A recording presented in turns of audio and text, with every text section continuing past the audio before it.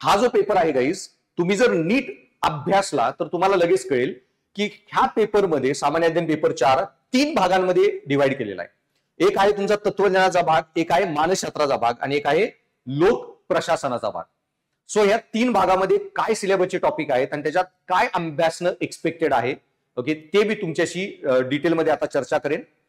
So या 3 भागांमध्ये पहिले तर तुम्हाला सांगतो गाईज की या पेपरमध्ये सर्वात महत्वाची गोष्ट असते की हे जे सगळे शब्द आहेत, शब्दावली जी आहे, तर याचे जे मराठी शब्द दिले त्यांनी, सचोटी, विश्वासार्हता, खूप सारे असे टर्म्स आहेत, तटस्थता वगैरे, तुम्हाला ह्या शब्दांचा क्लिअर कट मिनिंग माहित असणं खूप गरजेचं आहे.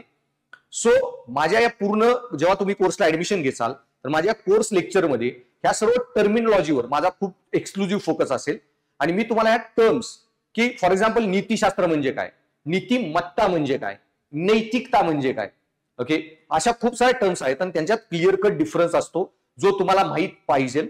आणि टेक्निकली माझ्या 9-10 वर्षाच्या एक्सपिरियन्सनी मी तुम्हाला हे सांगू शकतो की एमपीएससीने सिलेबसच्या पेपरचं नाव बनवताना नीतिशास्त्र, सचोटी आणि अभियोग्यता, हा सचोटी शब्द जो दिलेला आहे इंटिग्रिटीसाठी, हाच थोडा प्रॉब्लेमॅटिक आहे.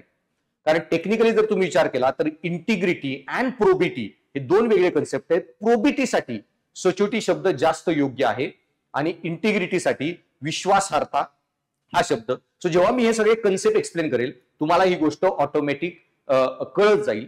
आणि मग जसं सांगितलं की नीतिशास्त्र म्हणजे काय, सचोटी म्हणजे काय, अभियोग्यता म्हणजे काय.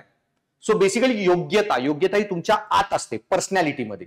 सो योग्यता हा तुमच्या मानसशास्त्राचा भाग आहे.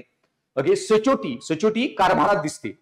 सो कारभार सचोटीने चालवावा लागतो आणि सचोटी त्यामुळे तो ऍडमिनिस्ट्रेशनचा भाग. आणि नीतिशास्त्र, नीतिमत्ता आणि त्याच्या रिलेटेड बऱ्याच अशा संकल्पना आहेत आणि तो तुमचा तत्वज्ञानाचा भाग. आणि सो हे 3 जे आहेत, तत्वज्ञान, मानसशास्त्र आणि लोक प्रशासन, याच्यामध्ये सगळा सिलेबस तुमचा जो डिवाइड केलेला आहे तो, ते डिव्हिजन काय आणि त्याच्यात काय अभ्यास एक्सपेक्टेड आहे ते पुढे पाहूया.